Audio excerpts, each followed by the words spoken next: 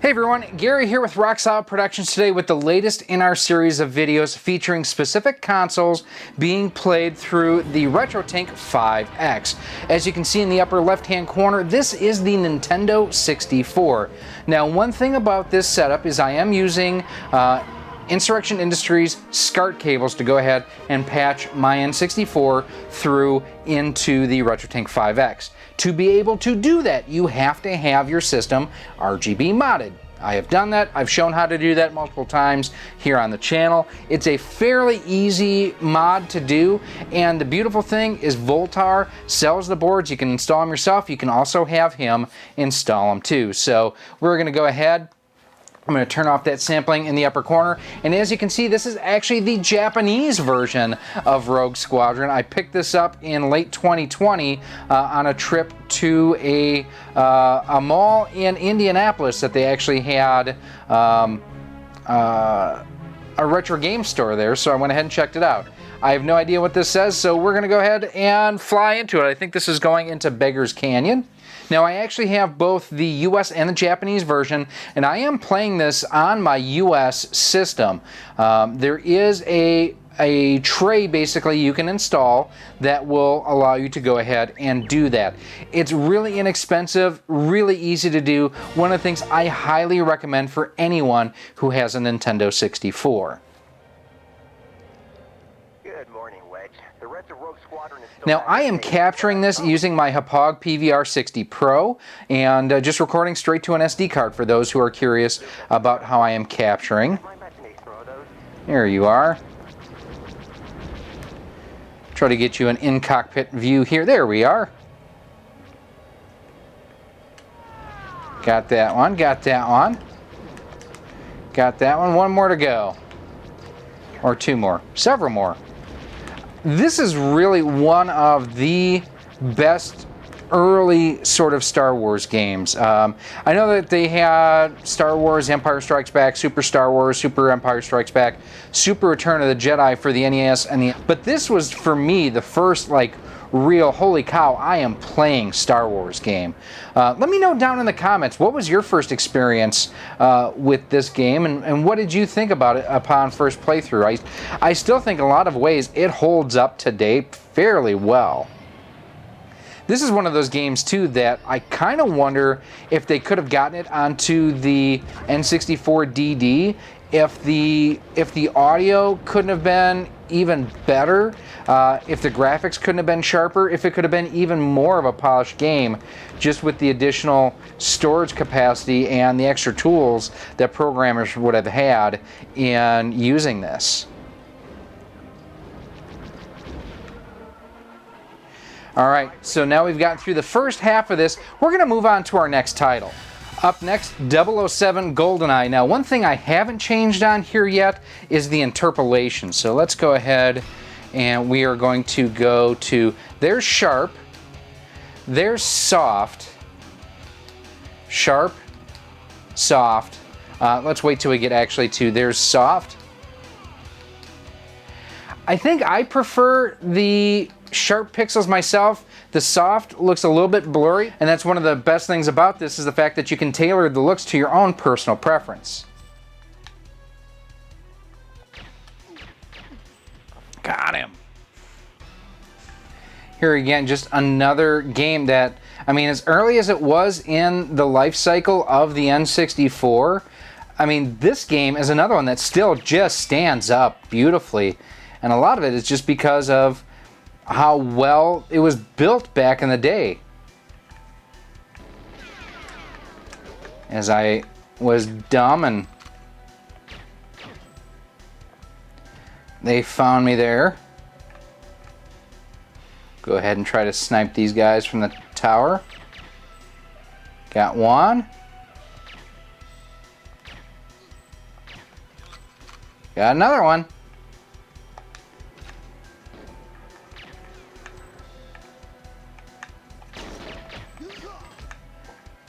Dropped him. Yeah, I think overall this looks really, really good. Probably the best that my N64 has ever looked. And the thing that I like about it too is, I mean, I had, or I still have my OSSC but I would get frame drops, audio drops, other issues with the OSSC. And I know other people have said it's not the OSSC, it's your capture card, it's your TV. I've used multiple capture cards, multiple TVs. Each one has the same issues. So yes, I am chalking it up to the OSSC itself. And plus, there are multiple people who have reported very similar issues. You are dead now. And we are going to move on to our next game. So Cruisin' USA is a title I used to play all the time, and I don't know why I don't play it more now. I loved this game. And we'll go to the LA Freeway.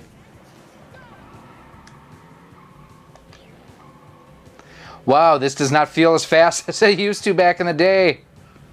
Funny thing is now, since the time that I really played this a lot, I've actually been to this part of LA.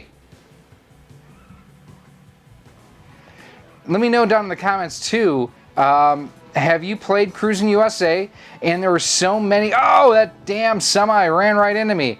What was your favorite variant of Cruisin' USA? Because there was Cruisin' World, and others. Get out of the way! Let me know what your favorite version of Cruisin' USA was.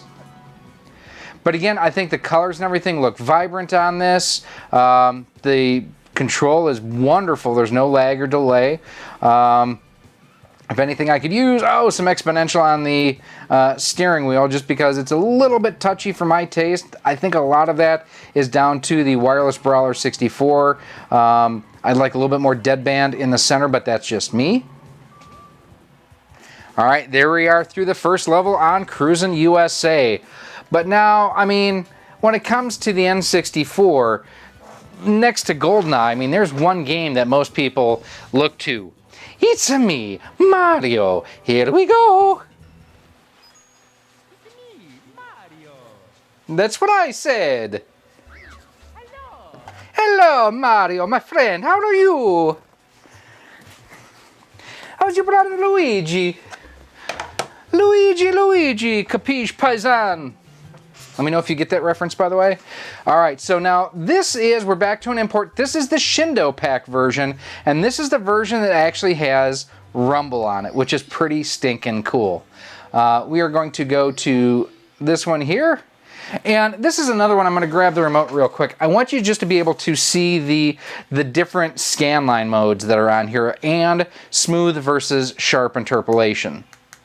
So we're going to go first to the interpolation. There's soft.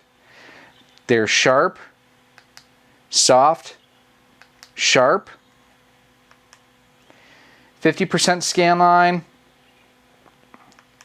90, 100%. To me, this looks probably the best myself. I'm tired. So let's go to, or actually that was sharp with the scanlines. So we're going to actually play this with scanline. So I am doing this for all of you who are scanline fans. I am not. And I do appreciate the irony here that I am playing the Shindo Pack version, which has rumble. The US version did not. And I am using the Wireless Brawler 64, which does not have rumble. Yeah, we're not going to talk about that. I mean, I still think this looks absolutely beautiful. I think the combination of the Insurrection Industries SCART Cables, SCART Cables, inside joke with a lot of people in the community calling SCART Shart. I know someone on Twitter asked me recently, what's the Shart joke? I don't get it because I'm not from the US and English isn't my first language, so I don't get it. So it's the fact that a lot of people think Shart looks like shit. And so you just combine SCART with sh, and, well, you get Shart.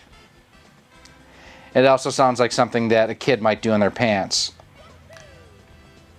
You know, again, brilliantly just responsive on here. No lag, no latency. That's one of the best things, seriously, about this is the fact that, you know, it plays so tight and so well. I mean, the colors just look so good too. I mean, it's it's frustrating how good the N64 could have looked if Nintendo would have just left well enough alone and left the RGB soldered up. Because, I mean, quite honestly, it's 3 wires and 1 board to get RGB working again, thanks to what Voltar has designed. And, you know, again, credit too to Mike Chi with RetroTink and the 5X helping the N64 look this amazingly beautiful too. I mean, this is better than the N64 deserves to look. Now, we are going to finish it off with one last title here that I actually bought specifically for this series because enough people asked me to feature it. Now, I know there are those in the community who have accused me of being a Zelda hater because I don't like Breath of the Wild, and I actually wasn't a huge fan of Ocarina of Time or Majora's Mask. That's why I never owned Ocarina of Time before now. This is one of those games that enough people asked if I could feature on the RetroTink 5X, so I went ahead and I picked up a copy from our good friend Vink at Japan Retro Direct. I'm turning off the scan lines though. Sorry everyone. I just want to see this as good as it looks. And then we're going to go to they're soft, they're sharp. We're going to leave it on. I think we're going to keep it on sharp. I have tested this as far as I put it in the system, made sure that it worked. I haven't played it as of yet, so. Now, unlike Super Metroid on the Super Famicom, this is Japanese only. So you kind of need to know the game if you are going to play this version of it. For me, since I don't really play Ocarina a whole lot and I'm not a big fan of it, having it in this format, I'm okay with. Just because I'm not going to play it a ton. It's more like, hey, can you test out something with Ocarina? I now have it that I can do it. And the beautiful thing was the copy that I got here was complete in box, and I got a terrific deal through Japan Retro Direct. It looks just terrific as far as the overall setup and what I ended up getting. I have a video showing the unboxing of it. I'll have it linked in the upper right hand corner for you. Now, we're not going to go too deep into this. We're going to pretty much focus on just the few first seconds of the game, or few first minutes of the game, just because it's easy to get kind of lost in here. But just look how sharp everything looks here. Look at Ganondorf there. Look at Link. Look at Navi. I mean, those are bright, those are vibrant, those are good looking pixels. Now, the Insurrection Industries cables that I used here, you can actually get those through CastlemaniaGames.com. And the cool thing over there too is if you use promo code ROCKSOLID10, you can actually save 10% off of most items on the website. The RetroTink 5X, I actually got one out of the very first batch, and I'm recording this in May of 2021. Now, according to Mike Chi from RetroTink, the next batch should be available in June to July of 2021. And one thing I implore you to do, please be patient. Do not pay scalpers prices. I've seen them on eBay for, 2 to 3 times the cost of what they sell for. Don't do that. Just go ahead, be patient. These are coming. You'll be able to get one quickly enough. So I cannot recommend being patient highly enough. Now, as we go through and do more testing on the RetroTink 5X, I am going to continue to upload videos featuring individual consoles. So thus far, we have done the Saturn, we have done the TurboGrafx 16, I think, and the N64. We're going to do the original Xbox. We're going to do the Wii. We're going to do the PS2.